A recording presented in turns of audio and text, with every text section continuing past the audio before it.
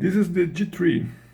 I built this machine because I've never liked laptops. They are ergonomically poor, fragile, and expensive. The machine is made up of an unused Dell Optiplex CPU, a bamboo cluttery tray, and plenty of Velcro and double-sided tape. It requires no screws or soldering, and the only tool I used was a pair of pliers. Once I put together a guide, anyone will be able to build a machine like this in a single day. Module 1 fits in a 35 liters backpack.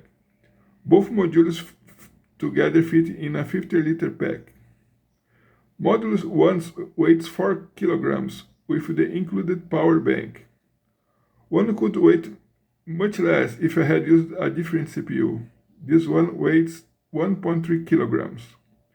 It uses portable monitors and a GaNFast charger. I'm working on turning them into true UPS units, meaning they automatically switch over when the power goes out. I still need to hide a few adapters. Make your own one.